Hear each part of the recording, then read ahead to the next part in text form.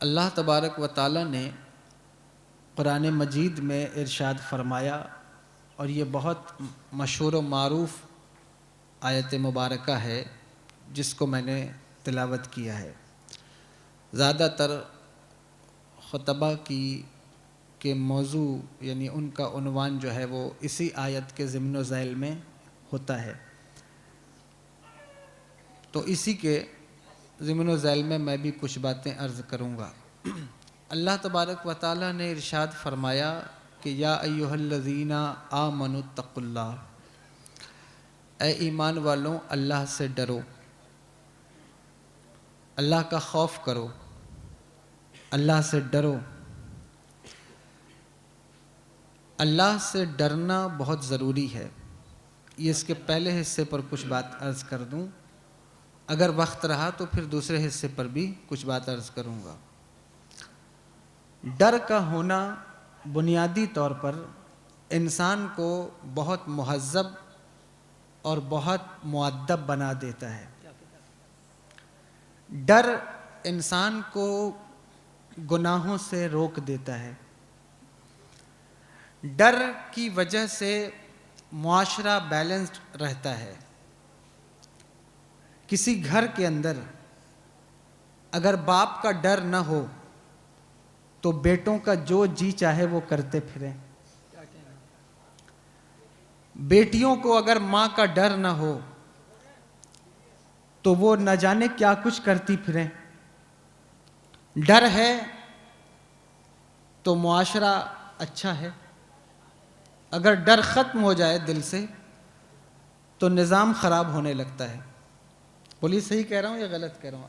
آپ لوگ بھی تائید کریے گا، سنیے گا تھوڑی دیر، میں تقریر نہیں کر رہا ہوں، خاص بات آپ سے کہہ رہا ہوں۔ اگر ڈر ختم ہو جائے تو پھر سسٹم خراب ہو جاتا ہے، بالکل سسٹم فیل ہو جائے گا۔ اگر ہندوستان کے اندر آپ کو قانون کا ڈر نہ ہو تو کتنے لوگ کتنوں کا مرڈر کر دیں دشمنی میں۔ بولیے صحیح کہہ رہا ہوں یا غلط کہہ رہا ہوں؟ لوگ قتل ہی کر ڈالیں ایک دوسرے کا۔ عدم برداشت کا معاشرہ اس طرح عروج پا رہا ہے کہ کسی کو برداشت کرنے کا جذبہ اب نہیں رہ گیا ہے معاشرے کے اندر۔ برداشت ختم ہو رہا ہے۔ آپ کسی کو ذرا سا آپ اس کی اصلاح کر دیجئے، اس کو کچھ کہہ دیجئے، وہ تلوار لے کے آپ کے اوپر دوڑ جائے گا کہ تم ہوتے کون ہو میری اصلاح کرنے والے؟ تم اپنے گریبان میں جھانکو، تم نے میری اصلاح کیسے کر دی؟ یہ معاشرے کا جو ہے وہ، اگر آپ چہرہ دیکھنا چاہیں تو آپ اس کو آزما کر دیکھیے، کبھی کسی کی اصلاح کر کے دیکھیں، کبھی کسی پر تبلیغ کر کے دیکھیں، آپ کا اچھا خاصا دوست بھی آپ کا دشمن بن جاتا ہے۔ جب تک آپ اس کی ہاں میں ہاں ملاتے ہیں تو بات بالکل ٹھیک ہے، صحیح ہے، تم بہت اچھے دوست ہو، لیکن آپ کسی کی اصلاح کریے، پھر دیکھیے کہ وہ آپ سے کیسے نگاہیں چراتا ہے، وہ کیسے آپ کا دشمن بن جاتا ہے۔ ساتھ میں اگر دوست سنیما کی 2 ٹکٹیں لے آئیں اور ساتھ میں چلے جائیں تو وہ بہت اچھے دوست ہیں، لیکن ایک دوست دوسرے کو جس دن نماز کی دعوت دے دے پھر دیکھیے ان کی دوستیاں کیسے ختم ہو جاتی ہیں۔ ایک دوست اگر دوسرے دوست کی خراب اور بری عادتوں پر طنز کر دے اور اسے کہہ دے کہ یہ جو تو دن رات موبائل پر باتیں کرتا پھرتا ہے اس کا حساب تجھے اللہ کے یہاں دینا ہے، پھر دیکھیے کہ دوستیاں کیسے ختم ہوتی ہیں۔ برداشت اب معاشرے سے نکل رہا ہے، لوگ برداشت نہیں کرتے، اور اب تو حد یہ ہے کہ چلو آپس کی بات تو آپس کی ہے، پہلے لوگ خطیبوں کی، علماء کی باتوں کو سنتے تھے، قبول کرتے تھے کہ نہیں یہ ہمارے مبلغ ہیں، یہ ہماری اصلاح کرنے والے، یہ جو بات کہیں گے اسے ہمیں قبول کرنا ہے۔ لیکن اب عدم برداشت کا کلچر اتنا زیادہ بڑھتا جا رہا ہے کہ ایک خطیب تقریر کر کے جائے تو دوسرے دن لوگ اس کی بات پر ڈسکشن شروع کرتے ہیں۔ کہ یہ کیسے انہوں نے کہہ دیا اور وہ کیسے فلاں نے کہہ دیا. یعنی وہاں بھی برداشت کا مادہ ختم ہو رہا ہے. جو کوئی اصلاح معاشرہ مجھ سے کہا گیا, چند باتیں ابتداً آپ سن لیجئے. یہ ہوتا ہے. مجھے بتاؤ, اور کچھ لوگ تو جلسے میں اسی لیے آتے ہیں کہ چلو دیکھتے ہیں کہ فلاں صاحب آج کیا گفتگو کرتے ہیں, وہ کیا بات کرتے ہیں. آج بھی کچھ لوگ آئے ہوں گے, ہر جلسے میں آتے ہیں کہ چلو ہم کچھ نہ کچھ وہ نکالیں گے, کچھ نہ کچھ چیزیں تو پکڑیں گے, اور پھر اس پر کل ہم چائے کی دکان پر ڈسکس کریں گے کہ مولانا صاحب نے تو یہ بات کر دی, یہ بات کر دی, یہ تو ایسے نہیں, یہ تو یوں بات ہے, انہوں نے تو یہ تاریخی اختلاف بیان کر دیا, یہ تو غلط بات بیان کر دی, بات یہ نہیں دراصل یہ ہے. انہوں نے تو امام جعفر الصادق کی تاریخ کو 15 رجب قرار دیا, وہ تو 22 ہے. کوئی کہے گا نہیں وہ 22 نہیں ہے, وہ تو ربیع الثانی میں ہے. کوئی کہے گا ان کی پیدائش تو ربیع الاول میں ہے. تو بات اس پر شروع ہو جائے گی. یہاں بھی لوگ یہ کرنے آتے ہیں. ہمیشہ یاد رکھو کہ جلسوں کے اندر کم سے کم اگر تم ایک دوسرے کی اصلاح نہیں کر سکتے تو جلسے میں آنے والا خطیب تو تمہاری اصلاح کے لیے آتا ہے. وہ جس بات کی اصلاح کرے, جو خرابی تمہارے اندر موجود ہو اس خرابی کو چھوڑ دو, اور اس خطیب کی جس بات سے تمہیں اختلاف ہو اس بات کو چھوڑ دو. کہ بھئی ٹھیک ہے, یہ بات میں سمجھ میں نہیں آئی لیکن یہ بات تو اچھی تھی, یہ بات تو میرے حق میں بہتر تھی, تو چلو ہم اس بات کو قبول کر لیتے ہیں. ساری زندگی ایک دوسرے کو اگر تم برداشت کرنے کا ماحول ہی پیدا نہیں کرو گے اور خامیاں ہی نکالتے رہو گے, کبھی کسی کی خامی پکڑی, کبھی کسی کی خامی, کبھی کسی کی غلطی, کبھی کسی کی غلطی, تو تم اپنی غلطی پر کب توجہ کرو گے, کب دھیان دو گے؟ اللہ والے کی بارگاہ ہے. میں آپ سے کہوں, ایک شخص حضور محبوب الہی کی بارگاہ میں حاضر ہوئے اور انہوں نے کہا حضور میں ابھی تک کسی کا مرید نہیں ہوا اور 80 سے زیادہ لوگوں کی بارگاہ میں حاضر ہو چکا ہوں, اللہ کے ولیوں کی بارگاہ, پیروں کی بارگاہ میں حاضر ہو چکا ہوں, اور میں نے ان سب میں ایک ایک غلطی کو دیکھا ہے اور میں نے اسے جمع کر لیا ہے. اب میں آپ کی بارگاہ میں آ گیا ہوں اور میں چاہتا ہوں کہ آپ سے مرید ہو جاؤں, لیکن میری نظر بہت تیز ہے اور میں بہت باریک بینی سے کام لیتا ہوں. حضور محبوب الہی نے ارشاد فرمایا کہ تو بڑے بڑے لوگوں کی بارگاہ میں حاضر ہوا ہوگا, میں تو بہت چھوٹا ہوں, کمتر ہوں. آپ نے اپنے لیے جملہ استعمال فرمایا, تو میرے یہاں تو تجھے بہت سی خرابیاں مل جائیں گی, لیکن ایک بات تجھ سے کہتا ہوں, تو 80 پیروں کی بارگاہ میں گیا اور تو نے وہاں سے ایک ایک خرابیاں جمع کی, آج تیرے پاس 80 خرابیاں ہیں. کاش کہ تو نے ان کی ایک ایک اچھائیاں نوٹ کی ہوتی تو آج تیرے پاس 80 اچھائیاں ہوتی. خطیب کوئی بھی ہو, میں اس وقت یہ بات نہیں کہہ رہا ہوں کہ کوئی یہی اخذ کر لے کہ میں کہہ رہا ہوں کسی بھی عقیدے کا خطیب ہو.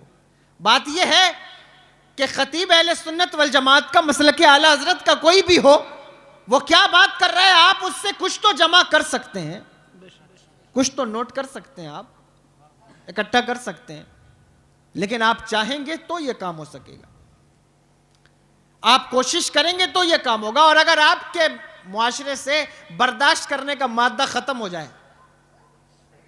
عدم برداشت کا ماحول پیدا ہو جائے, جیسا ٹی ویوں پر ہوتا ہے, آپ دیکھیے ڈیبیٹ کے اندر کوئی کسی کی بات نہیں سنتا, یہی حال اب ٹی ویوں سے نکل کر چائے کی دکانوں تک پہنچ گیا ہے, گھر کے اندر پہنچ گیا ہے. باپ بیٹے سے کوئی بات کرے تو وہ آپس میں وہیں لڑ جاتے ہیں کہ نہیں ابا آپ کو سمجھ میں نہیں آتا, میں جو بات کہہ رہا ہوں وہ زیادہ بہتر ہے. برداشت کرنے کا ماحول ختم ہو گیا. اگر یہ ماحول یوں ہی چلتا رہا, یوں ہی چلتا رہے اور قانون کا ڈر نہ ہو تو لوگ ایک دوسرے کا گلا گھونٹ دیں کہ صاحب یہ تو میری بات ہی نہیں مان رہا ہے, تو چلو اس کو ختم کر دیا جائے. اس لیے قانون ضروری ہے. بولو سمجھ میں آ رہی بات ہے؟ قانون کا ڈر ضروری ہے.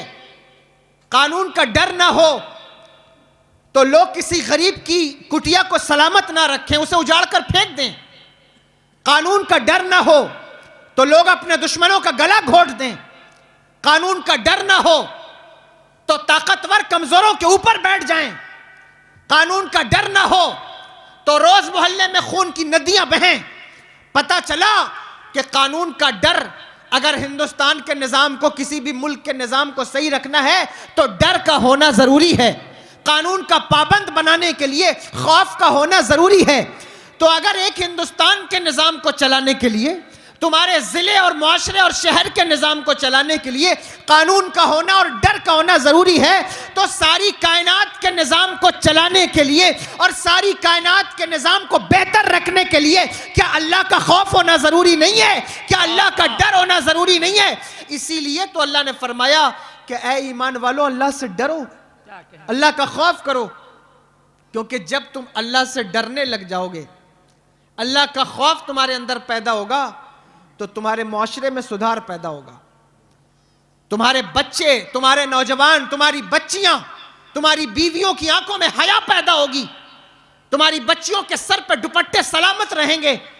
جب تم اللہ سے ڈرنے لگو گے تو پھر تمہارے ہاں کوئی گالی بکنے والا نہیں ہوگا. جب تم اللہ سے ڈرنے لگو گے تو تمہاری راتیں موبائل پر ننگی تصویریں دیکھتے نہیں گزریں گی. جب تم اللہ سے ڈرنے لگو گے تو معاشرے میں، محلے میں، نکڑ پہ، گلی پر، چائے خانے کی دکان پر، یہاں تک کہ ممبر پہ ایک دوسرے کے گریبان نہیں نوچتے پھرو گے بلکہ خلوص کا مظاہرہ کرتے پھرو گے. جب تم اللہ سے ڈرو گے تو تم اپنے معاشرے کی بھی حفاظت کرو گے، اپنے بیوی بچوں کی بھی حفاظت کرو گے، اپنے قدموں کی بھی حفاظت کرو گے، اپنے نگاہوں کی بھی حفاظت کرو گے. مسئلہ یہ ہے کہ اللہ سے ڈرو، اللہ کا خوف پیدا کرو. اور میں تم سے کہتا ہوں، آپ سب سے کہتا ہوں، اللہ کا خوف پیدا کرو، اللہ سے ڈرو. اصلاح معاشرہ پر جتنی گفتگو تم کو سننی ہو، کرانی ہو، کراؤ، لیکن ایک بات یاد رکھنا، اس وقت تک تمہارے معاشرے کی اصلاح نہیں ہو سکتی جب تک تمہارے دل میں خوف خدا پیدا نہیں ہوگا، جب تک تمہارے دل میں اللہ کا ڈر پیدا نہیں ہوگا. جب تک تمہارے دل میں اللہ کا خوف نہیں آئے گا تمہارا معاشرہ سدھر نہیں سکتا، تمہارا معاشرہ کامیاب نہیں ہو سکتا. لڑکیوں کو گھورتے وقت، لوگوں سے رشوت لیتے وقت، اللہ اکبر، کسی کے پیٹھ پیچھے اس کی برائی کرتے وقت، کسی کی غیبت کرتے ہوئے، کسی کی چغلی کرتے ہوئے، کسی عالم کو گالی دیتے ہوئے، جب تک تمہارے دل میں اللہ کا خوف نہیں آتا تمہارے معاشرے کی اصلاح نہیں ہو سکتی، تمہارا معاشرہ سدھر نہیں سکتا. اللہ کا خوف پیدا کرو، اللہ سے ڈرو، ورنہ یاد رکھنا جس بربادی کے دہانے پر تم کھڑے ہوئے ہو، خدا کی قسم قیامت تمہارے دروازے پر دستک دے رہی ہے. تمہیں اندازہ نہیں ہے کہ تمہارے معاشرے کے حالات کیا سے کیا ہوتے جا رہے ہیں. تمہارے بچوں، تمہارے نسلوں اور تمہاری جنریشن کے حال کی طرف اگر کبھی رات کی تنہائیوں میں تم بیٹھ کر کے غور کرو تو تمہیں خدا کی قسم، اگر تمہارے سینے میں دل ہے تو تمہیں آنسو آئے بنا رہ نہیں سکتے. حالات یہ ہیں، بد سے بدتر حالات ہو گئے، کیا سے کیا حالات ہو گئے. مجھے بتاؤ، غور کرو کہ حالات کیا ہیں، کیا ہے تمہارے معاشرے کا حال. کبھی آپ نے غور کیا؟ کبھی آپ نے دیکھا ہے، سوچا ہے ہمارا معاشرہ کیا کر رہا ہے، کدھر جا رہا ہے، کیسی آگ لگی ہوئی ہے؟ مجھے بتائیے یہ کیوں ہے؟ خوف خدا نہ ہونے کی بنیاد پر، اللہ کا خوف نہ ہونے کی بنیاد پر. لیکن یاد رکھنا، اس بات کو یاد رکھنا، اللہ کا خوف اگر تمہارے کلیجے میں نہیں ہے، تم کو اللہ سے ڈر نہیں لگتا، تو اپنی موت کو تو یاد کرو. مرنا تو سب کو ہے، مرنا تو تمہیں بھی ہے، مجھے بھی ہے، ہم سب کو جانا ہے اس دنیا سے. موت یاد کرو. جب کوئی اپنی موت کو یاد کرتا ہے تو اس کو اللہ کا خوف پیدا ہوتا ہے، اللہ کا ڈر پیدا ہوتا ہے.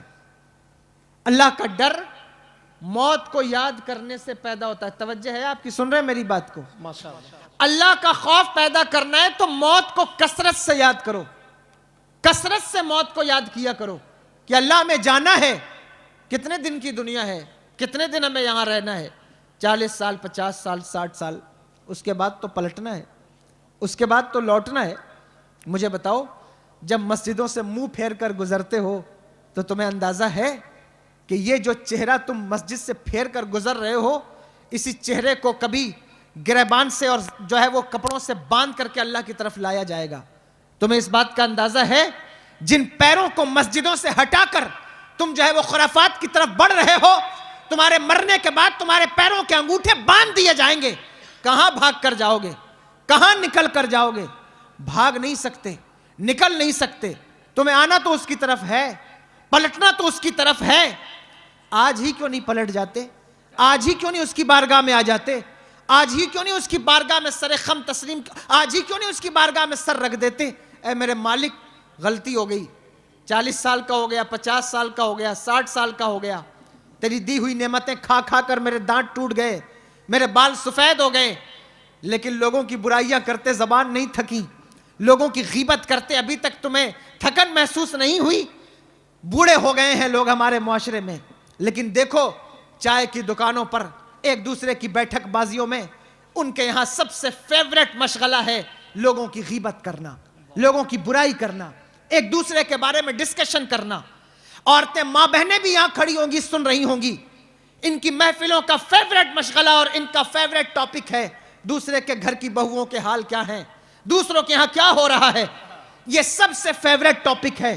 یہ ہنسنے کی بات نہیں، رونے کی بات ہے۔ سوچو تو صحیح، کتنی غلاظت ہے، اللہ اکبر کبیرہ، کیسی بدبو ہے۔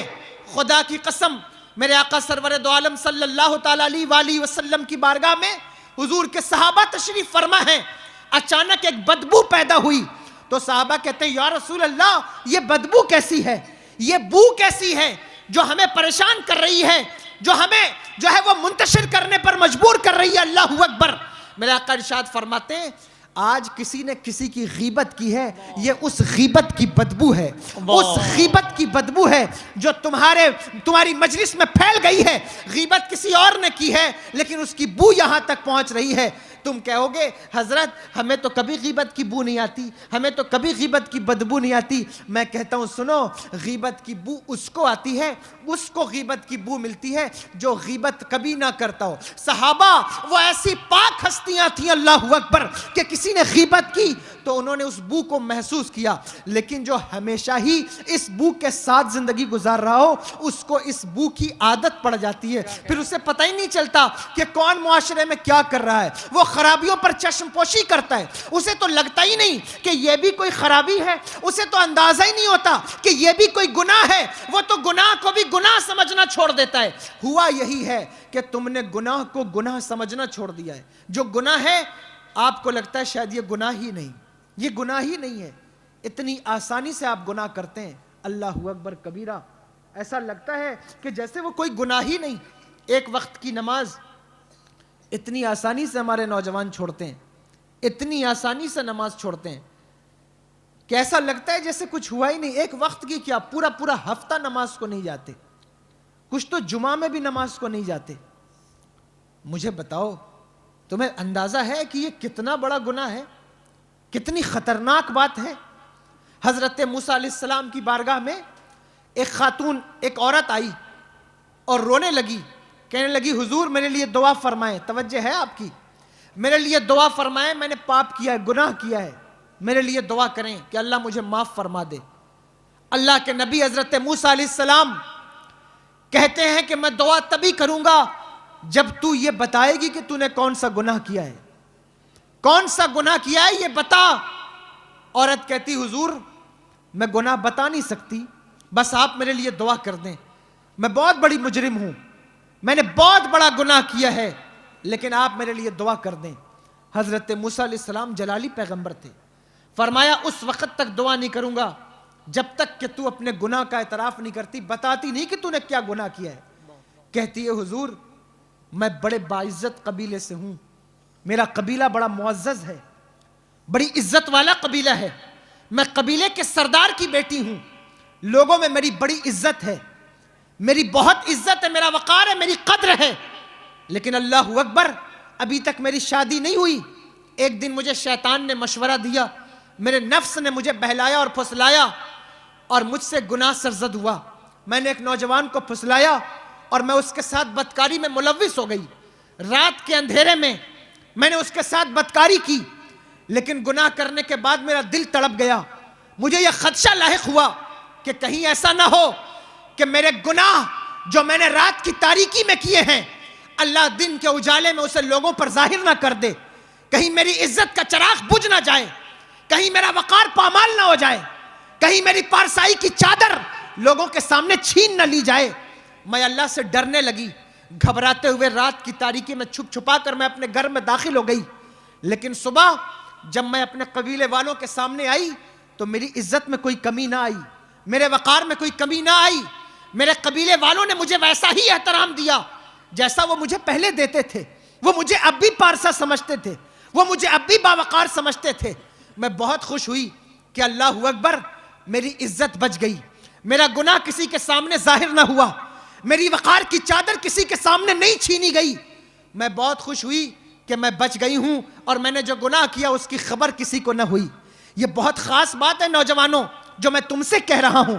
رات کی تاریکیوں میں تم جو بھی گناہ کرو, یاد رکھنا مجلس میں آ کر ٹوپی لگا کر بیٹھنا بہت آسان کام ہے. اسٹیج پر آ کر امامہ باندھنا اور جبہ پہن کر صوفی بن کر بیٹھ جانا یہ بہت آسان کام ہے. لیکن اللہ اکبر کبیرہ, الفاظوں کی چاشنی الگ بات ہے, گفتار کی بات الگ ہے, تقریر کی بات الگ ہے, لیکن کردار کی چمک اور ہوتی ہے. گفتار کا میٹر الگ ہے, کردار کا میٹر الگ ہے. اللہ اکبر, گفتار کو چمکانا الگ بات ہے, تقریر کو لچھے دار بنانا الگ بات ہے, لیکن کردار کو چمکانا الگ بات ہے.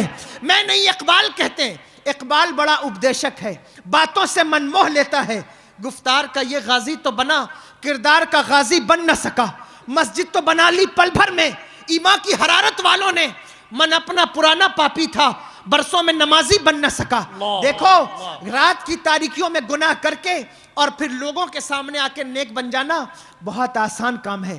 لیکن یاد رکھنا, چھپ کے لوگوں سے کیے جس کے گناہ وہ خبردار ہے کیا ہونا ہے. تیرے بیمار کو میرے عیسیٰ غش لگاتار ہے, کیا ہونا ہے. راہ پر خار ہے, کیا ہونا ہے. پاؤں افگار ہے, کیا ہونا ہے. کتنے دن چھپتے رہو گے, کتنے دن اپنے گناہوں پہ پردہ ڈالتے رہو گے, کتنے دن لوگوں کے سامنے مکاریاں کرتے رہو گے. دیکھو اللہ تبارک و تعالیٰ نے جب تک تمہیں چھوٹ دی ہے, جب تک اس نے تمہیں ڈھیل دی ہے, اس کا مطلب یہ نہیں ہے کہ تم گناہ پر گناہ کرتے جاؤ. اس کا مطلب یہ نہیں ہے کہ تم عیاری پر عیاری کرتے جاؤ. اگر اللہ نے تمہیں کوئی بھی منصب دیا ہے, اپنے منصب کی لاج رکھنا. یہ مت سمجھنا کہ اللہ نے تمہیں آزادی دے کر چھوٹ دے دی ہے, اب شاید وہ کبھی تم سے پکڑ نہیں کرے گا. جب بلکہ کوئی بندہ گناہ کرتا ہے تو اللہ اسے آزادی دیتا ہے, اسے چھوٹ دیتا ہے. دیکھتا ہے کہ دیکھیں میرا بندہ کس حد تک آگے بڑھتا ہے, کہاں تک گناہ میں آگے بڑھتا ہے. ایک گناہ کے بعد دوسرا گناہ, دوسرے گناہ کے بعد تیسرا گناہ. اللہ اکبر کبیرہ, ذرا غور تو کرو. فجر چھوڑنے کے بعد ظہر چھوڑ دی, ظہر کے بعد عصر چھوڑ دی, عصر کے بعد مغرب چھوڑ دی, مغرب کے بعد عشاء چھوڑ دی. حد تو یہ ہے جمعہ چھوڑ دیا, رمضان کے روزے چھوڑ دیے. اللہ اکبر کبیرہ, ناپاکی میں غسل کرنا چھوڑ دیا, وضو بنانا چھوڑ دیا, ماں باپ کا کہنا ماننا چھوڑ دیا, علماء کا احترام چھوڑ دیا, قرآن کی طرف دیکھنا چھوڑ دیا, مسجد کی اذان پر لبیک کہنا چھوڑ دیا. اللہ اکبر کبیرہ, تمہارا رب تمہیں ڈھیل دے رہا ہے, لیکن جس دن وہ لگام کھینچتا ہے, جس دن وہ ڈور کھینچتا ہے, جس دن وہ پکڑ کرتا ہے, خدا کی قسم جس دن اس کا عذاب آتا ہے وہ انسانوں کو بندر بنا دیتا ہے. جب وہ عذاب دیتا ہے وہ پتھروں کی بارش کرتا ہے, جب وہ عذاب دیتا ہے تو فرعونوں کو دریا میں ڈبا دیتا ہے. جب وہ عذاب دیتا ہے پھر اس کے عذاب سے کوئی بچ نہیں سکتا, پھر کوئی رہ نہیں سکتا. کیوں؟ جو اس کا عذاب بڑا سخت ہے, اس کا عذاب بڑا سخت ہے. تم اس کے عذاب کو برداشت نہیں کر سکتے, تم اس کے عذاب کا مزہ چکھ نہیں سکتے. اللہ اکبر کبیرہ, سگریٹ سے, ماچس سے, بیڑی سے ہاتھ جل جائے تو تم چیخ اور پکار مچا دیتے ہو. تمہیں اندازہ ہے جہنم کی آگ کیسی ہے؟ خدا کی قسم جہنم کا سب سے ہلکا عذاب یہ ہے. حضرت میرے آقا سرور دو عالم صلی اللہ تعالی علیہ وسلم ارشاد فرماتے ہیں, اے جبریل بتاؤ میری امت کو جو سب سے ہلکا عذاب دیا جائے گا وہ کیا ہوگا؟ حضرت جبریل امین کہتے ہیں یا رسول اللہ, آپ کی امت کو جو سب سے ہلکا عذاب دیا جائے گا وہ یہ ہے کہ ان کے پیروں میں آگ کے جوتے پہنا دیے جائیں گے, آگ کے جوتے پہنا دیے جائیں گے, جس جوتے کی بنیاد پر ان کا دماغ کھول کر ان کی آنکھ اور ناک سے باہر نکل آئے گا. مجھے بتاؤ تو صحیح تم کیسے برداشت. نوجوان کہتے ہیں ہمیں نہیں پتا, ہمیں موت سے ڈر نہیں لگتا, ہمیں موت کا خوف نہیں ہے. میں کہتا ہوں نوجوانوں, تم نے موت کو دیکھا نہیں ہے. میری بہنوں, تم نے موت کو دیکھا نہیں ہے. جس دن موت کا سامنا ہوگا اس دن تمہیں پتہ چلے گا موت کتنی خطرناک چیز ہے. حضرت موسیٰ علیہ السلام سے اللہ نے پوچھا تھا, موسیٰ بتاؤ تم نے موت کو کیسا پایا؟ حضرت موسیٰ کہتے ہیں یا اللہ, ایسا لگتا ہے جیسے کسی چڑیا کو جلتے ہوئے کڑاہی میں ڈال دیا جائے اور وہ جان بچا نہ سکے. موت کا مزہ ایسا ہے. حضرت عیسیٰ علیہ السلام اللہ کے نبی اپنی ماں حضرت مریم سلام اللہ علیہا کی قبر مبارک پر آ کر کہتے ہیں میری ماں, میں مردوں کو زندہ کرتا ہوں, اللہ نے مجھے اختیار دیا ہے, میں چاہتا ہوں تجھے بھی زندہ کروں, تجھ سے باتیں کروں. حضرت مریم سلام اللہ علیہا کہتی ہیں میرے بیٹے عیسیٰ, کون ماں ہے جو نہیں چاہتی کہ اپنے بیٹے سے زندہ ہو کر بات کرے, لیکن موت میں جو تکلیف ہوتی ہے میں اسے دوبارہ نہیں برداشت کرنا چاہتی, میں اسے دوبارہ نہیں جھیلنا چاہتی. تم نے موت کو ہلکا سمجھا ہے, تم نے موت کو آسان سمجھا ہے. تم سمجھتے ہو موت کچھ بھی نہیں ہے. خدا کی قسم, موت کے خوف سے 2 سال تک لوگوں نے گھر کے دروازے بند کیے ہوئے. موت کے خوف سے 2 سال تک اس کووڈ پیریڈ میں لوگوں نے باپ کا جنازہ نہیں پڑھا. موت کے خوف سے لوگوں نے اپنے مرحومین کو غسل نہیں دیا. تمہیں موت کا اندازہ نہیں ہے. موت کو یاد کرو, چلتے پھرتے اٹھتے بیٹھتے, اب تو اچانک موت آتی ہے. ہمارے آقا نے ہمیں دعا تعلیم فرمائی کہ اللہ سے پناہ مانگو اچانک موت سے, کہ اللہ ہمیں اچانک موت سے بچا. دیکھو کیسی موتیں ہوتی ہیں. شام کو تمہارے ساتھ بیٹھے ہیں, صبح کو پتہ چلا انتقال ہو گئے. نوجوان ہیں, بوڑھے ہیں, ضعیف ہیں, کوئی بھی ہو, یہ مت سوچو کہ ہمارے ابا بیٹھے ہیں ابھی ہم کیسے مریں گے. کتنے دادا ایسے جن کے پوتے چلے گئے, کتنے ابا ایسے جن کے بیٹے چلے گئے, کتنی مائیں ایسی جن کی بیٹیاں رخصت ہو گئیں. تمہیں کیا لگتا ہے, تمہیں کیا لگتا ہے کہ تم بوڑھے ہوگے تب مرو گے؟ یاد رکھنا, یاد رکھنا نوجوانوں, تمہاری عمر جو ہے وہ گھٹ رہی ہے, شارٹ ہو رہی ہے. 40 سال میں نوجوان مر جاتے, 50 سال میں, بے نمازی ہونے کی بنیاد پر. جو بے نمازی ہوتا ہے اس کی عمر سے اللہ برکت نکال دیتا ہے. برکت ختم تو مر رہے ہیں, کثرت سے مر رہے ہیں, سگریٹ پی کے مر رہے ہیں, شراب پی کر مر رہے ہیں, کسی کی کڈنی فیل ہو رہی ہے, کسی کا دل فیل ہو رہا ہے. اللہ اکبر. جو بچ جاتے ہیں وہ ایگزام میں فیل ہو کر مر جاتے ہیں, جو اس سے بچ جاتے ہیں وہ کسی سے عشق کر کے مر جاتے ہیں, جو اس سے بچ جاتے ہیں وہ ٹرک والوں کے پہیوں کے نیچے آ جاتے ہیں. آپ مجھے بتاؤ سب سے زیادہ مرنے والے نوجوان ہیں. جا کر قبرستان کے کتبے دیکھو, تمہیں پتہ چلے گا مرنے والوں کی عمر 40 سے 50 سال ہے اوسطاً اس وقت. یہ مرنے کی عمر نہیں ہے, یہ تو میچور ہونے کی عمر ہے, یہ تو زندگی کو سمجھنے کی عمر ہے. اس میں تم مر جاتے ہو لیکن تمہیں ہوش نہیں ہے, تمہیں خیال نہیں ہے. فتنہ فتنہ فتنہ, تمہیں لڑائیوں سے جھگڑوں سے فرصت نہیں ہے. کبھی مسجد کے نام پر لڑو گے, کبھی مدرسوں کے نام پر لڑو گے, کبھی کمیٹیوں کے نام پر لڑو گے, یہاں تک کہ جلسوں کے نام پر لڑو گے. حد تو یہ ہے, اللہ اکبر کبیرہ. اب بزرگوں کی تاریخ کے نام پر لوگ لڑتے ہیں, بزرگوں کے نام پر لوگ لڑ رہے ہیں. حد تو یہ ہے کہ اب سلسلوں کے نام پر لوگ لڑ رہے ہیں. حد تو یہ ہے کہ اب خانقاہوں کے نام پر لوگ لڑ رہے ہیں.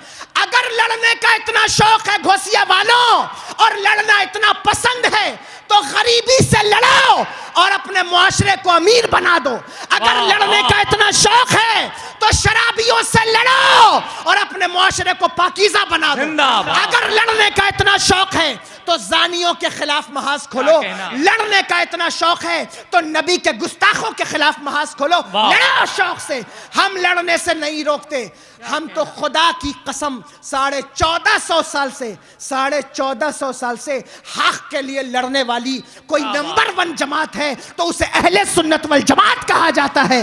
لیکن ہماری تلوار جب بھی اٹھتی ہے تو وہ اپنوں کے لیے نہیں اٹھتی, اپنوں کے لیے نہیں اٹھتی. آپس میں لڑنے کا درس ہمارے امام نے نہیں دیا. ہمارے امام نے تو یہ کہا دشمن احمد پہ شدت کیجئے, ملحدوں کی کیا مروت کیجئے, غیظ میں جل جائیں بے دینوں کے دل, یا رسول اللہ کی کثرت. ماشاءاللہ ماشاءاللہ. یہ دشمن احمد پہ شدت کی, یہ اپنوں پر شدت کا حکم نہیں دیا. دشمن احمد پر شدت کیجئے. یہ نہیں ہے کہ اپنوں پر ہی شدت کرتے رہو. یہ درس میرے امام نے نہیں دیا. یہ درس اتنی لڑائی, اتنے فتنے, ذری سی بات پر لڑائی, خرافات. معاشرے کا ماحول خراب کر رکھا ہے.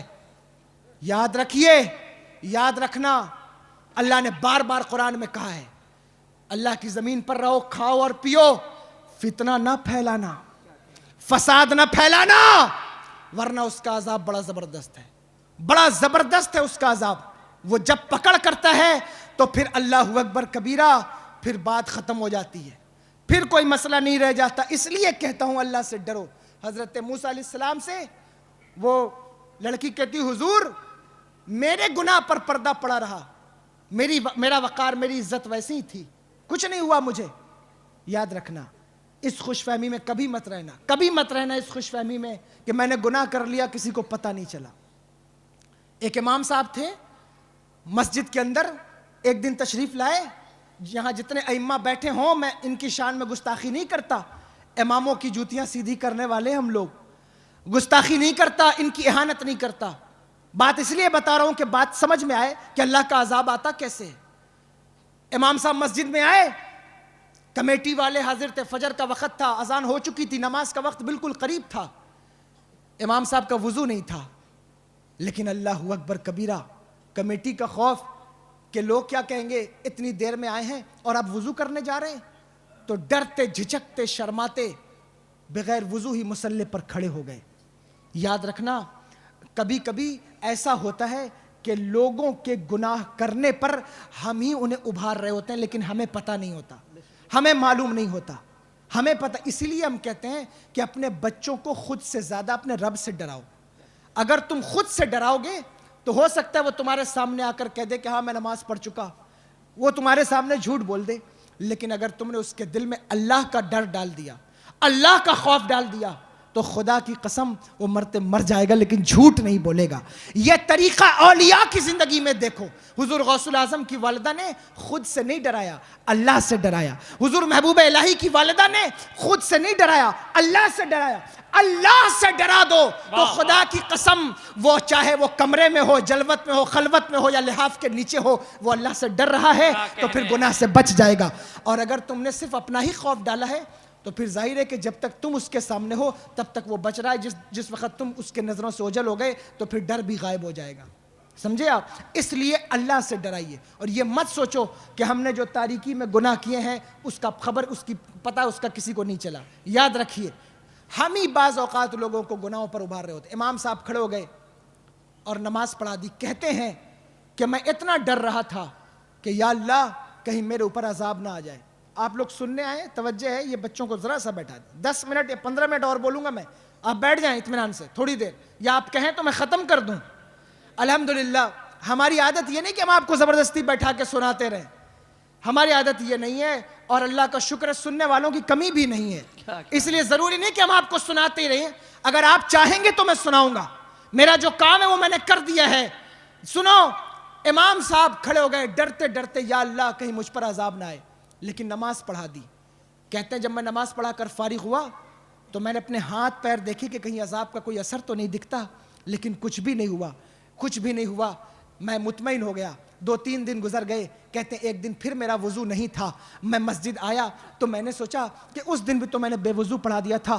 پھر میں کھڑا ہو گیا مصلی پر, میں پھر سے بہت ڈرا, لیکن پھر میری عادت بن گئی. میں بارہا جماعت جو ہے وہ فجر کی, عشاء کی بعض اوقات بغیر وضو کے پڑھانے لگا, یہاں تک کہ ایک دن مجھے غسل کی حاجت تھی.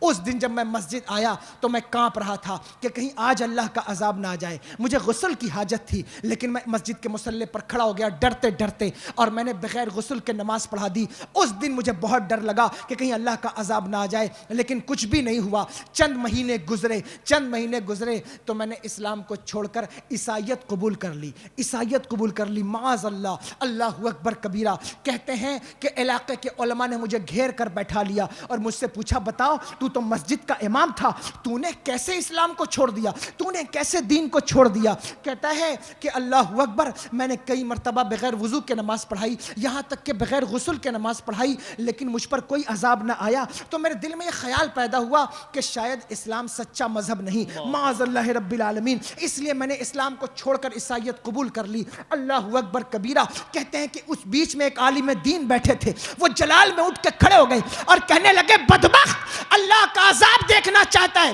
اس سے بڑا عذاب اور کیا ہوگا. کہ اللہ نے تجھے اپنے پیارے مذہب سے نکال کے پھینک دیا ہے، اس سے بڑا اللہ کا عذاب اور کیا ہو سکتا ہے؟ تجھے پتا نہیں، تمہیں پتا نہیں۔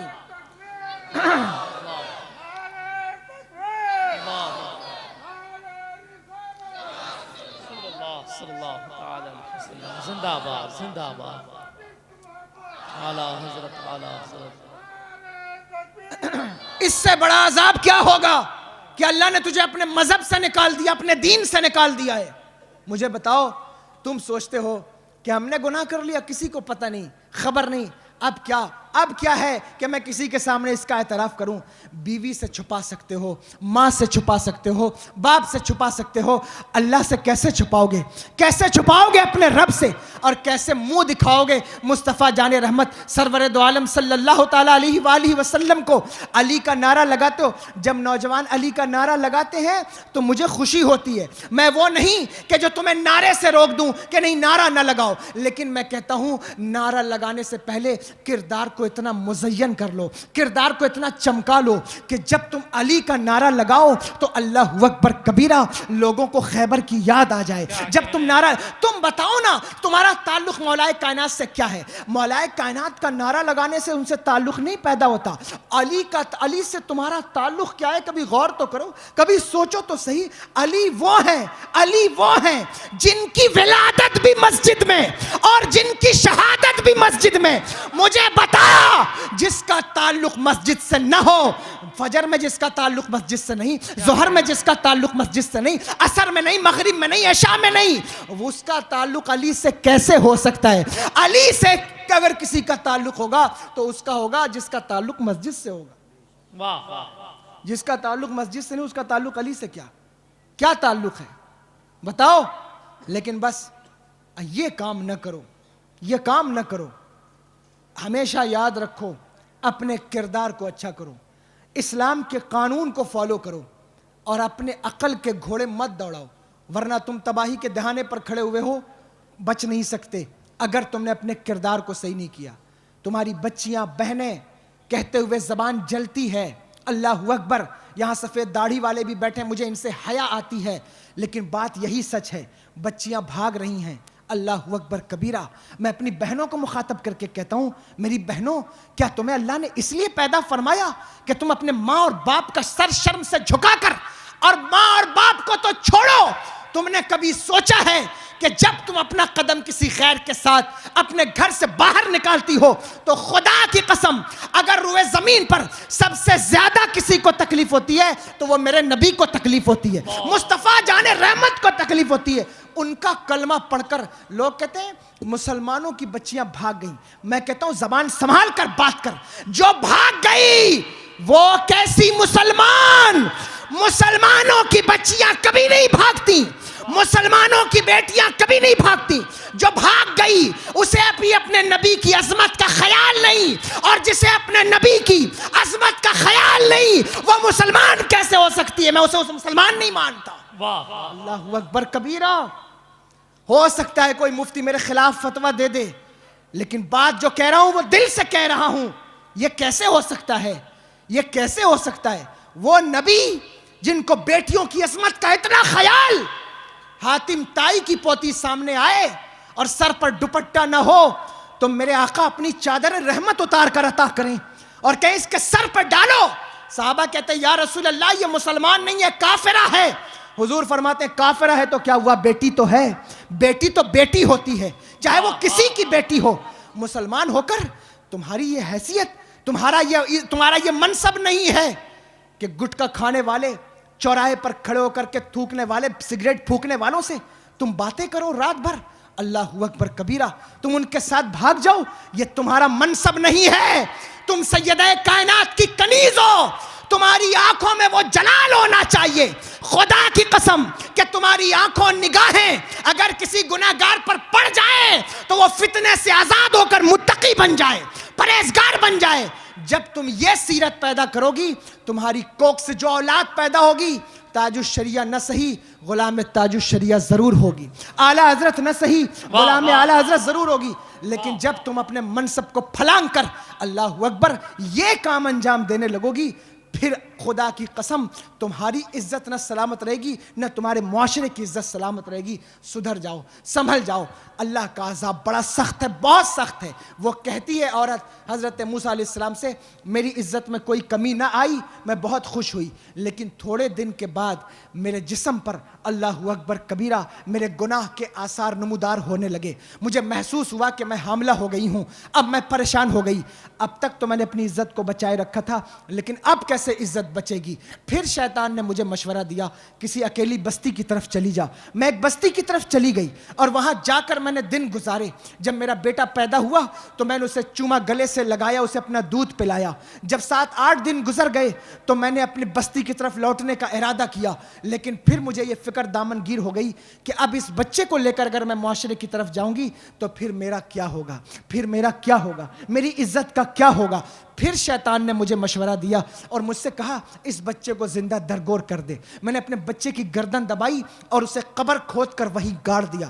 جب گناہ انسان کرتا ہے تو پھر دوسرا گناہ کرنے پر مجبور ہو جاتا ہے. جب گناہ پر گناہ کرتا جاتا ہے تو پھر قلب پر سیاہی کا دھبا لگ جاتا ہے. پھر اسے لگتا نہیں کہ میں نے گناہ کیا, پھر اسے پتہ نہیں چلتا کہ یہ میرا گناہ ہے. کتنے لوگ ایسے ہیں جو روز گناہ کرتے ہیں, انہیں پتہ ہی نہیں کہ یہ گناہ ہے. آرام سے نماز چھوڑ رہے ہیں, کوئی فرق نہیں ہے. آرام سے نماز چھوڑ رہے ہیں, کوئی پتہ نہیں ہے کہ یہ کتنا بڑا گناہ ہے, یہ کتنا بڑا گناہ. توجہ سے سننا. کہتی میں نے اسے وہیں دفن کیا, لیکن لوٹتے وقت میرے قدم کانپتے تھے کہ کہیں ایسا نہ ہو کہ میری عزت کی چادر اتر جائے اور لوگ مجھے بے عزت کر دیں. کہتی ہے جب میں اپنے معاشرے میں اپنے قبیلے میں آئی, میری عزت میں کوئی کمی نہ آئی. لوگ مجھے ویسے ہی وقار کی نظروں سے دیکھتے رہے. میں بہت خوش تھی کہ میرے سارے گناہ چھپ گئے ہیں اور کسی کو پتہ نہیں چلا, کانوں کان کسی کو خبر نہیں ہوئی, اور میری عزت تو ویسے ہی ہے جیسے پہلے تھی, میرا وقار تو وہی ہے جیسے پہلے تھا. اللہ اکبر کبیرہ. کہتی ہے ایک دن رات کی تنہائی میں مجھے اپنے رب کا خیال آ گیا. مجھے یہ احساس پیدا ہو گیا کہ یا اللہ تو نے مجھے ہاتھ دیے, پیر دیے, چہرہ دیا, قد رانا دیا, آنکھوں میں بجلیاں رکھی. یا اللہ تو نے کیا کیا دیا ہے, اور میں نے اتنا بڑا گناہ کیا, میں نے اتنا بڑا خراب کام کیا. یا اللہ میں جی نہیں سکوں گی, میں بغیر توبہ کیے جی نہیں سکوں گی. میرے قدم رک نہ سکے اور میں تڑپتی ہوئی آپ کی بارگاہ میں آ گئی. اے اللہ کے نبی میرے لیے دعا کریں کہ اللہ مجھے معاف کر دے, میرے لیے مغفرت طلب کریں, میرے لیے استغفار کریں کہ اللہ مجھے معاف کر دے. دیکھو اللہ کریم ہے, اللہ کریم ہے. تم نے جو بھی گناہ کیے ہوں, جس دن تمہارا دل تڑپ جائے, شیطان کے بہکاوے میں مت آنا, شیطان کے بہکاوے میں مت آنا. جس دن دل تڑپ جائے میرے بھائیوں اللہ کی بارگاہ میں آنا, اللہ معاف کر دے گا. وہ معاف کرنے والا ہے. اس کی رحمت کا نعرہ ہے لا تقنطوا من رحمت اللہ. اللہ کی رحمت سے مایوس نہ ہو. اگر تم نے گناہ کیے ہیں آج سچی توبہ کا ارادہ کرو, آج اللہ تمہیں معاف کر دے گا. ہمارے یہاں گناہ سے نفرت ہے, گناہ گاروں سے نفرت نہیں ہے. گناہ گاروں سے نفرت نہ کیا کرو. ارے فلاں تو شرابی ہے, فلاں تو جواڑی ہے. میں کہتا ہوں بے شک اسلام میں کچھ قوانین ایسے ہیں, میں ان کو ملحوظ رکھ کر یہ بات کر رہا ہوں تاکہ میرے جانے کے بعد کوئی اسی جملے کو نہ پکڑ لے. ہے کہ شرابیوں کو بھیک نہ دی جائے, بلا شبہ ہے کہ بے نمازیوں سے سلام کلام بند کر دیا جائے, لیکن اس کا مطلب یہ نہیں کہ انہیں ذلیل کیا جائے. اس کا مطلب یہ ہے کہ انہیں نیکی کی طرف بلایا جائے. اس میں بھی محبت پنہا ہے, اس میں بھی محبت پوشیدہ ہے. یعنی اگر کوئی گناہگار ہے تو گناہ سے نفرت ہوگی, گناہگار سے نفرت نہ ہوگی. یعنی کسی کو بڑی آسانی سے مجلس میں ذلیل نہ کر دیا کرو, کسی کو بڑی آسانی سے محفل میں جو ہے اس کا نام لے کر اسے رسوا نہ کر دیا کرو. یاد رکھو کون سا گناہگار کب اللہ کا نیک بندہ بن جائے, کب اللہ کی بارگاہ میں اس کو سرخروئی حاصل ہو جائے, یہ تمہیں پتہ نہیں ہے. حضرت جنید بغدادی نے ایک شرابی سے مصافحے سے انکار کر دیا.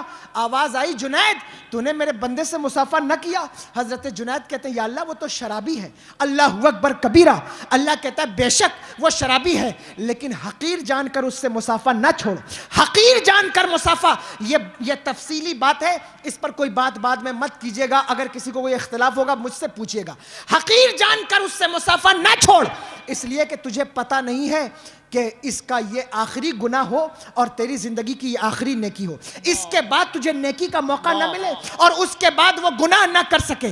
اس لیے حقیر مت جان, کیونکہ اگر ہر گناہگار کو حقیر جانو گے تو کسے پتا تھا کہ حضرت بشر کو میں خانے سے نکال کر نبوت عطا کیا جائے گا. کسے پتا تھا فضیل بن عیاض کو ڈاکوؤں کی صف سے نکال کر قطب الاقطاب بنایا جائے گا؟ کس کے دن کب بدل جائیں گے یہ تمہیں پتا نہیں ہے. اس لیے کسی کی طرف انگلی اٹھانے سے پہلے اپنے گریبان میں جھانک کر دیکھا کرو, پھر کسی پر ڈسکشن کیا کرو, پھر کسی کو ٹارگٹ کیا کرو. اگر ہر بندہ اپنی اصلاح کی سوچ لے تو پھر معاشرہ سدھر جائے گا. ہر بندہ اپنی خامیوں پر نظر کر لے, معاشرہ سدھر جائے گا. یاد رکھو, عورت کہتی ہے اللہ اکبر میرا دل تڑپ گیا, اور جب بھی دل تڑپے اللہ سے توبہ کر لو. بات سمجھ میں آ رہی ہے نہیں سمجھ میں آ رہی؟ دروشی پڑھیے ایک مرتبہ. اللہ رب محمد صلی اللہ علیہ وسلم نحن عباد محمد صلی اللہ علیہ وسلم صلاۃ و سلام علیک یا رسول اللہ صلی اللہ تعالی علیہ وسلم. جب بھی دل تڑپے یہ مت سوچنا اللہ ضرور معاف کرے گا. اس تصور کے ساتھ آ جاؤ, اللہ معاف کر دے گا. خدا کی قسم وہ معاف کرنے والا ہے, وہ بڑا رحیم ہے, بلکہ اس کی شان ہے. میرے آقا سرور دو عالم صلی اللہ تعالی علیہ وسلم نے ہمیں دعا کا طریقہ بتایا. اما عائشہ صدیقہ رضی اللہ تعالیٰ عنہ راوی ہیں, کہتے ہیں حضور نے ہمیں سکھایا کہ جب شب قدر پاؤ تو یہ دعا پڑھو, اللہم انک عفو تحب العفو فاعف عنی. اے میرے مالک تو تو معاف کرنے والا ہے, تو معافی کو پسند کرنے والا ہے, مجھے معاف کر دے. وہ معافی کو پسند کرتا ہے, معافی مانگنے والوں کو پسند کرتا ہے. حضرت موسیٰ علیہ السلام کی قوم کا واقعہ ہے. قحط پڑ گیا, بارش نہیں ہوتی تھی, پورے سال بارش نہیں ہوئی, زمین سوکھ گئی, جانوروں کے تھن سوکھ گئے. تو اللہ سے حضرت موسیٰ علیہ السلام نے کہا میرے مالک بارش برسا دے. اللہ نے کہا موسیٰ اپنی قوم کو لے کر میدان میں جمع ہو جاؤ. حضرت موسیٰ علیہ السلام جمع ہو گئے تو اللہ نے حضرت جبریل امین کو بھیجا, کہا موسیٰ تمہاری امت میں اس گروہ میں اس مجمع میں ایک ایسا شخص ہے جو 40 سال سے میری نافرمانی کر رہا ہے, اس کو کہو اس مجمع سے نکل جائے, اس محفل سے نکل جائے, بستی سے نکل جائے, میں بارش برسا دوں گا. اللہ اکبر کبیرہ. حضرت موسیٰ علیہ السلام نے اعلان کیا کون ہے جو 40 سال سے اللہ کی نافرمانی کر رہا ہے؟ میں تو نہیں جانتا, لیکن تو خود تو جانتا ہوگا. لوگوں کی بھلائی کے لیے, لوگوں کے لیے, بارش کے لیے مجمع سے نکل جا. اس کی آنکھوں سے اشک جاری ہو گئے, رونے لگا, اور روتے روتے کہا میرے مالک ساری زندگی تو نے کسی پر میرا عیب ظاہر نہیں کیا, اب میرا عیب ظاہر کرے گا, اب مجھے لوگوں کے سامنے رسوا کرے گا. آج مجھے معاف کر دے, سچی توبہ کرتا ہوں, آج کے بعد کبھی تیری نافرمانی نہیں کروں گا. تھوڑی دیر ہوئی کہ بادل امنڈ کر آئے, بارش ہونے لگی. حضرت موسیٰ علیہ السلام کہتے ہیں میرے مالک نہ کوئی گیا نہ کوئی آیا, پھر بارش کیسے ہونے لگی؟ اللہ کہتا ہے موسیٰ جس بندے کی وجہ سے نہیں برسا رہا تھا اب اسی بندے کی توبہ کی وجہ سے برسا رہا ہوں. جس بندے کی وجہ سے نہیں برساتا تھا اسی کی توبہ کی وجہ سے برسا رہا ہوں. اللہ اکبر کبیرہ. حضرت موسیٰ علیہ السلام کہتے ہیں میرے مالک اس کا نام تو بتا تو صحیح وہ ہے کون؟ اللہ کہتا ہے اے موسیٰ جب وہ گناہگار تھا تب میں نے اس کو ظاہر نہ کیا, اب تو وہ میرا نیک بندہ ہو گیا, اب تو وہ میرا اچھا بندہ ہو گیا, اب میں کیسے اسے رسوا کر سکتا ہوں؟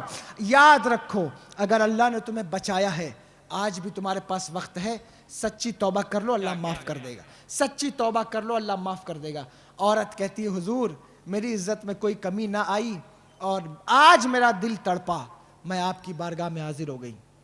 حضرت موسیٰ علیہ السلام جلالی پیغمبر تھے, ناراض ہو گئے, کہنے لگے نکل جا میرے گھر سے, زنا کر کے آئی ہے, بچے کو زندہ گاڑ کر آئی ہے, اور کہتی ہے کہ معافی مل جائے. اللہ اکبر کبیرہ.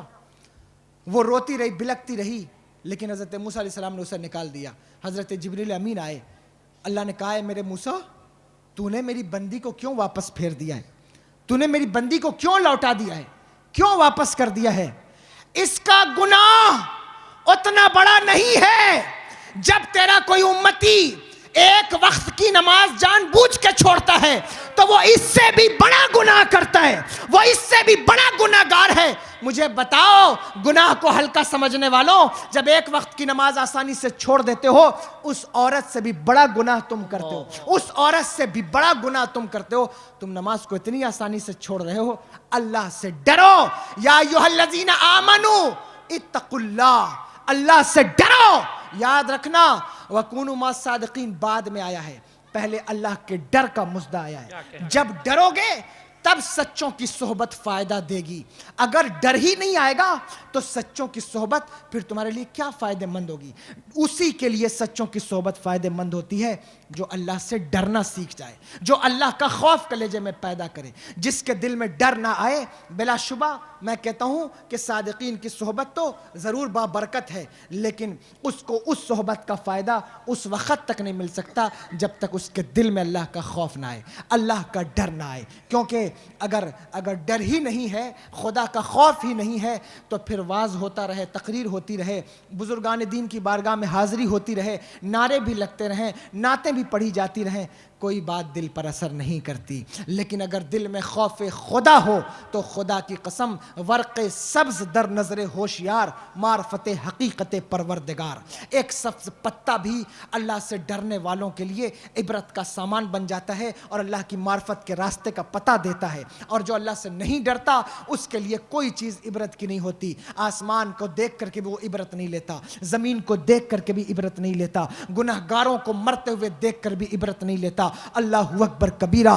دیکھو دنیا پر نظر اٹھا کر لوگ کیسے کیسے حالات سے گزر رہے ہیں. کسی کی کڈنی فیل ہے, کوئی ڈائلیسس پر چل رہا ہے, اللہ اکبر کبیرہ. کسی کی ٹانگیں کٹ گئی ہیں, کوئی کینسر کا پیشنٹ ہے, کسی کے پاس 4 مہینے کا ٹائم ہے, کسی کے پاس 3 مہینے کا ٹائم ہے, کسی کے پاس سال بھر کا ٹائم ہے. کیا تمہیں شکر کرنے کا وقت نہیں آیا کہ اللہ نے تمہیں صحت عطا فرمائی ہے, اللہ نے تمہیں تندرستی عطا فرمائی ہے؟ یہ صحت, یہ تندرستی, یہ بازو, یہ قد رانہ جس دن اللہ چاہے گا تم سے چھین لے گا, اس کو وقت نہیں لگتا تم سے نعمتوں کو چھینتے ہوئے. اس لیے میرے بھائیوں, اپنے پیسے کا غلط استعمال مت کرو, اپنے پیسے کو برباد مت کرو, اپنے سرمایہ کو آپ جو ہے وہ بد خرچ کرو فضول کے کاموں میں. اللہ اکبر کبیرہ. یہ غنیمت ہے تمہارے لیے, تمہاری صحت تمہارے لیے غنیمت ہے. اللہ سے ڈرو اور اس کی عبادت کرو, اللہ سے ڈرو اور اس کو سجدہ کرو, اللہ سے ڈرو اور گڑ گڑاؤ اس سے, اپنے دل میں خلوص پیدا کرو. فتنے اور فساد کی زندگی چھوڑ کر اللہ سے توبہ کرو. اے میرے مالک, آج سے زندگی گزاریں گے تو تیری مخلوق کو فائدہ پہنچائیں گے, تیری مخلوق کو فائدہ پہنچائیں. یاد رکھنا, خدا کی قسم اللہ والے کے آستانے کے قریب بیٹھے ہیں, یہ علماء بیٹھے, ان سے پوچھ لو, میری بات کی تائید کریں گے. خدا تک پہنچنے کے بہت سارے راستے ہیں, لیکن ہمارے یہاں تصوف کے اندر خدا تک پہنچنے کا جو سب سے بہترین راستہ ہے, سب سے آسان راستہ ہے, وہ اللہ کے مخلوق کی خدمت کرنا ہے. جس نے اللہ کے مخلوق کی خدمت کی وہ اللہ کے قریب ہو گیا. جس نے اللہ کی مخلوق سے نفرت کی وہ خدا کی قسم راندہ بارگاہ ہو گیا. اس لیے اللہ کے مخلوق کا دل نہ دکھایا کرو. اور یاد رکھنا, یہ جتنی باتیں میں پیار اور محبت کی کر رہا ہوں, یہ سب نبی کے عاشقوں کے لیے کر رہا ہوں. نبی کے غدار اس میں جو ہے وہ شامل نہیں ہیں, یعنی انکلوڈ کر کے ان کو نہیں بول رہا ہوں, کیونکہ میں وہ خطیب نہیں ہوں کہ جو ہے وہ تیتر اور بٹیر ایک کر دوں. کیونکہ ظاہر ہے کہ ہمارے ہاں عقیدہ سب سے بڑی چیز ہے. ہم اس امام کے ماننے والے ہیں جس نے ہمیں یہ عقیدہ دیا کہ انہیں جانا, انہیں مانا, نہ رکھا غیر سے کام. للہ الحمد میں دنیا سے مسلمان گیا. تو میں یہ نہیں کہہ رہا ہوں, لیکن اتنا ضرور کہوں گا کہ خدمت خلق کرو, مخلوق کی خدمت کرو, آپس میں فتنہ اور فساد نہ کرو, آپس میں لڑائی اور جھگڑے نہ کرو. خدا کی قسم. اور ان سے بھی میں تو غیروں کو بھی بارہا کہتا ہوں کہ دیکھو, میں تنقید نہیں کرتا, میں کمنٹ نہیں کرتا, میں تمہارا مذاق نہیں اڑاتا. میں تو یہ کہتا ہوں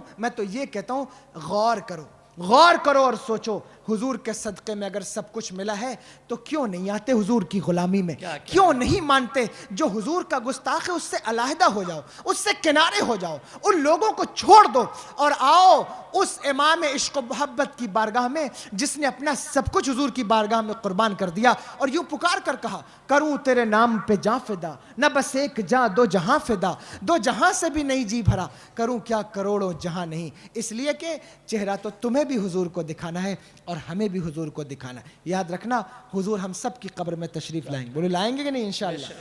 بولیے انشاءاللہ. حضور جلوہ گر ہوں گے, ہماری قبر میں آئیں گے. ہمارا ایمان ہے, عقیدہ ہے, ہمارا ایمان ہے یہ.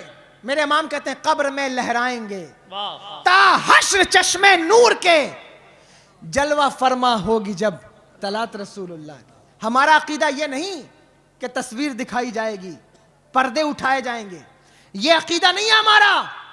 وہ کسی اور کا عقیدہ. ہمارا عقیدہ کیا ہے؟ جلوہ فرما. جلوہ فرما کسے کہتے ہیں؟ نقیب صاحب جلوہ فرما ہیں. تصویر نہیں ہے ان کی, پردے نہیں اٹھے. ہمارا عقیدہ ہے حضور جلوہ فرمائی کریں گے, آئیں گے, بلا شبہ آئیں گے. کیوں؟ جب باپ ساتھ چھوڑ دے, جب ماں ساتھ چھوڑ دے, بھائی ساتھ چھوڑ دے, بہن ساتھ چھوڑ دے, محلے میں چائے کی دکان پر بیٹھ کر روز غیبت کرنے والا, چغلی کرنے والا دوست ساتھ چھوڑ دے, اللہ اکبر کبیرہ.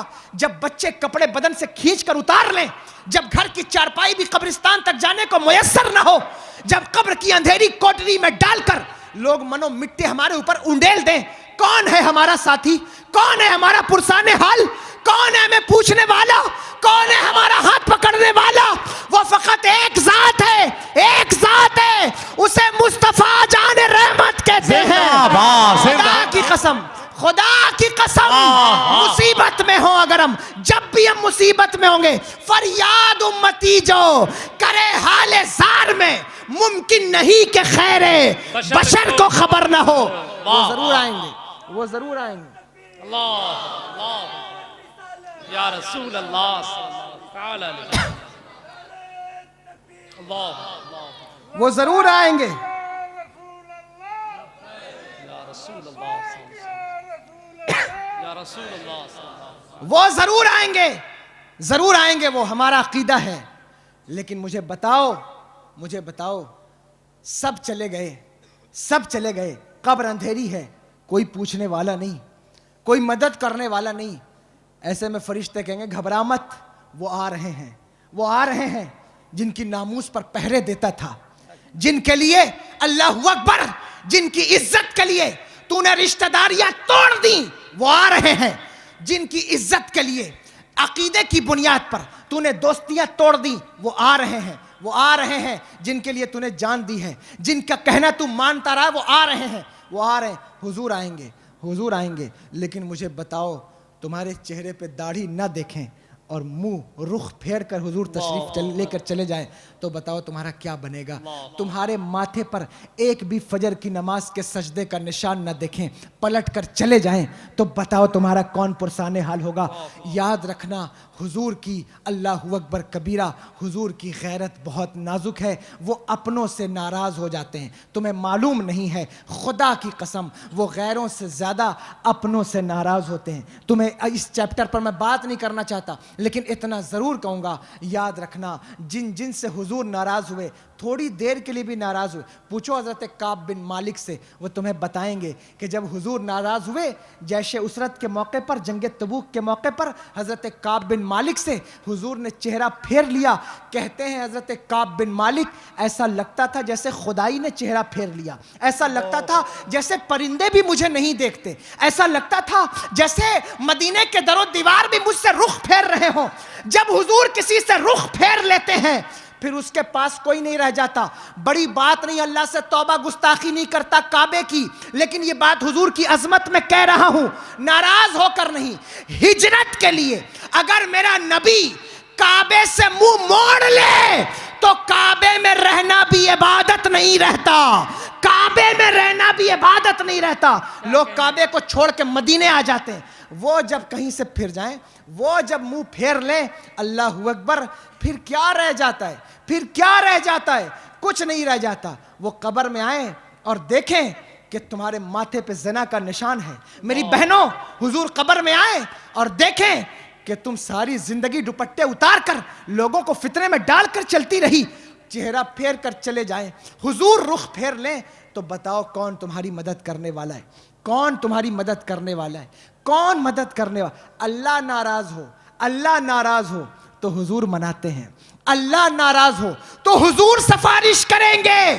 لیکن خدا کی قسم اگر تم نے نبی کو ناراض کر دیا تو جس سے نبی ناراض ہوتے ہیں پھر اللہ بھی اس سے ناراض ہو جاتا ہے. تو بتاؤ تمہاری سفارش کون کرے گا؟ کون تمہاری سفارش کرے گا؟ خدا کے لیے, خدا کے لیے ڈرو, ڈرو اس دن سے, اللہ سے بھی ڈرو اور مصطفیٰ جان رحمت کی غیرت سے بھی ڈرو, غیرت سے بھی ڈرو. میرے امام کہتے ہیں کہ نہیں وہ میٹھی نگاہ والا, نہیں وہ میٹھی نگاہ والا, خدا کی رحمت ہے جلوہ فرما, غضب سے ان کے خدا بچائے, غضب سے ان کے خدا بچائے، جلال باری عتاب میں ہے۔ اللہ اکبر کبیرہ۔ اگر وہ منہ پھیر لیں تو پھر کون ہے تمہارا پرسان حال؟ کون ہے تمہارا پرسان حال؟ کوئی نہیں ہے۔ تیاری کرو اس دن کی، کیونکہ وہ جب کسی سے رخ پھیرتے ہیں تو پھر اس کی مدد کوئی نہیں کرتا، اور وہ جس کی طرف رخ کر لیں، یہ آخری بات ہے، ختم کر دوں گا اس پر، ٹھیک ہے، وہ جس کی طرف رخ کر لیں پھر اس کا پوچھنا ہی کیا ہے۔ اسی لیے تمہیں گھیر گھیر کر ہم مجلسوں میں بیٹھاتے ہیں کہ تمہارا رخ نبی کی طرف رہے، تمہارا چہرہ حضور کی طرف رہے۔ ہم جانتے ہو کیوں کرتے ہیں؟ سلام میں ہم مدینے کی طرف رخ کر لیتے ہیں، اس لیے کہ ہم ان کی طرف رخ کریں گے، اللہ کرم فرمائے گا، حضور بھی ہماری طرف رخ کریں گے۔ ہم تو اس لیے رخ کرتے ہیں کیونکہ نبی کا رخ اگر امتی سے ہٹ جائے، امت برباد ہو جاتی ہے، امت مٹ جائے۔ حضرت موسیٰ علیہ السلام 40 دن امت سے چہرہ پھیر کر اعتکاف کے لیے گئے، الواح تورات کا نزول ہو رہا تھا، پوچھو علماء سے، 40 دن کے لیے گئے، امت سے توجہ ہٹا لی، 40 دن کے بعد لوٹ کر آئے تو دیکھا امت شرک میں مبتلا ہے، بچڑے کو پوج رہی تھی، بولو پوج رہی تھی یا نہیں پوج رہی تھی؟ 40 دن حضرت موسیٰ علیہ السلام نے امت سے توجہ ہٹا لی تو امت مشرک ہو گئی۔ میرے آقا نے کہا میرے امتیوں گھبرانا مت، میں تم سے رخ پھیروں گا نہیں اور تمہیں خود سے رخ پھیرنے نہیں دوں گا، نہ تم مشرک ہوگے نہ گناہگار بنو گے۔ اگر تمہارا رخ میری طرف رہے گا، اگر تمہارا چہرہ میری طرف رہے گا، تمہاری لو مجھ سے لگی رہے گی، تو تم کبھی مشرک نہیں بن سکتے، کبھی شرک کرنے والے نہیں بن سکتے۔ اس لیے تیجے میں تمہارا رخ حضور کی طرف کرتے ہیں، اس لیے 40ویں میں تمہارا رخ حضور کی طرف کرتے ہیں، اس لیے محفل میں تمہارا رخ حضور کی طرف کرتے ہیں کہ تمہارا رخ حضور کی طرف ہو، کیونکہ حضور کا رخ جس کی طرف ہوتا ہے پھر ٹوٹی ہوئی تقدیر بھی سنور جاتی ہے، پھر ٹوٹی ہوئی تقدیر بھی سنور جاتی ہے، خراب تقدیر بھی اچھی ہو جاتی ہے۔ اللہ اکبر کبیرہ۔ ہو سکتا ہے کوئی اعتراض کرے، اس وقت میں اس تقدیر کے بدلنے کا علمی جواب تو اتنا وقت میں وسعت نہیں ہے وقت میں کہ دوں، لیکن اپنے امام کے ایک شعر سے اس کا جواب ضرور دوں گا۔ میرے آقا جس سے رخ پھیر لیں وہ برباد ہو جاتا ہے، اور وہ جدھر رخ کر لیں خدا کی قسم کاتب تقدیر کا قلمدان بھی ان کے ساتھ جاتا ہے، تقدیریں سنور جاتی ہیں۔ میرے امام کہتے ہیں نعمتیں بانٹتا جس سمت وہ ذیشان گیا، ساتھ ہی منشی رحمت کا قلمدان گیا۔ جہاں جہاں سے وہ گزرے، جہاں جہاں پہنچے، قدموں نے ان کے خاک کو کندن بنا دیا۔ وہ جدھر سے گزر جاتے ہیں ادھر بہاریں ہی بہاریں پیدا ہو جاتی ہیں۔ اگر وہ تمہاری قبر سے گزر گئے تو پھر بہاریں ہی بہاریں ہوں گی۔ اپنا چہرہ اس لائق بناؤ کہ مصطفیٰ جان رحمت جب ہماری قبر میں آئیں تو رخ پھیر کر جائیں نہ، بلکہ اللہ اکبر کبیرہ جب حضور تشریف لے آئیں تو پھر اجالے ہی اجالے ہوں، پھر انوار ہی انوار ہوں، پھر رحمت ہی رحمت ہو۔ اس لیے اللہ سے ڈرو، اللہ کا خوف پیدا کرو۔ اگر تم نے اللہ کا خوف پیدا کیا اور حضور سے غلامی کا سچا رشتہ استوار کیا، تم کامیاب ہو جاؤ گے۔ ہم کسی کو خدا نہیں سمجھتے اور خدا کے برابر نہیں سمجھتے، بلکہ ہمارے ہاں تو نعرہ یہ ہے کہ کوئی بھی ہو، چاہے نبی یا ولی، جن، پری، کوئی اللہ ہے نہ اللہ کے برابر ہے۔ ہم سب کو مخلوق سمجھتے ہیں، خالق وہی ہے۔ ہم مشرک نہیں ہیں، ہم شرک کرنے والے نہیں ہیں، ہم مشرک نہیں ہیں، اور اس امت کا فتنہ بھی شرک نہیں ہے۔ اس امت کا فتنہ مال ہے، مال میرے حضور نے ارشاد فرمایا، بخاری شریف کتاب الرقاق کی حدیث، حضور فرماتے ہیں، کیا فرمایا؟ حضور نے ارشاد فرمایا کہ وَإِنِّي وَاللَّهِ مَا أَخَافُ عَلَيْكُمْ أَن تُشْرِكُوا بَعْدِي۔ حضور فرماتے ہیں مجھے اللہ کی قسم ہے، اللہ کی قسم ہے کہ میرے بعد مجھے یہ اندیشہ نہیں ہے کہ تم شرک کرو گے، بلکہ فرمایا وَلَكِنِّي أَخَافُ عَلَيْكُمْ أَن تَنَافَسُوا فِيهَا، لیکن مجھے اس بات کا اندیشہ ہے کہ تم مال کے فتنے میں گرفتار ہو جاؤ گے اور تم اللہ کو بھول جاؤ گے۔ یہ مال اس امت کا فتنہ ہے، مال کے چکر میں نہ پڑو۔ اللہ نے جتنا دیا ہے اس پر قناعت کرو، بزنس کرو تو دین کے لیے کرو، کاروبار کرو تو دین کے لیے کرو۔ آؤ مل کر دین کے راستے پر چلتے ہیں اور معاشرے کی اصلاح کرتے ہیں۔ جس دن تم نے یہ علم اٹھا لیا، خدا کی قسم تمہارا معاشرہ کامیاب ہو جائے گا۔ یاد رکھنا تمہیں کوئی باطل طاقتیں مٹا نہیں سکتی۔ آخری بات، تم یہ شکوہ کرنا چھوڑ دو فلاں حکومت نے ہمیں برباد کر دیا، فلاں منسٹر نے برباد کر دیا، فلاں پارٹی نے برباد کر دیا۔ ہم کو کسی نے برباد نہیں کیا، نہ کسی کی ماں نے کسی کو دودھ پلایا ہے جو قوم مسلم کو برباد کرے۔ باطل سے ڈرنے والے اے آسماں نہیں ہم، 100 بار لے چکا ہے تو امتحان ہمارا، 100 بار لے چکا ہے تو امتحان ہمارا. کچھ بات ہے کہ ہستی مٹتی نہیں ہماری، کچھ بات ہے کہ ہستی مٹتی نہیں ہماری. صدیوں رہا ہے دشمن دورے جہاں ہمارا، کوئی تمہیں برباد نہیں کر سکے گا اگر تم خود اپنے آپ کو برباد نہ کرو. کوئی تمہیں برباد نہیں کر سکے گا. 2 فارمولے میں نے تم کو دیے آج کی تقریر میں، اللہ کا خوف اور مصطفیٰ جان رحمت کا عشق. یہ 2 چیزیں اگر تم نے پیدا کر لیں اللہ تمہیں برکتیں عطا فرمائے گا.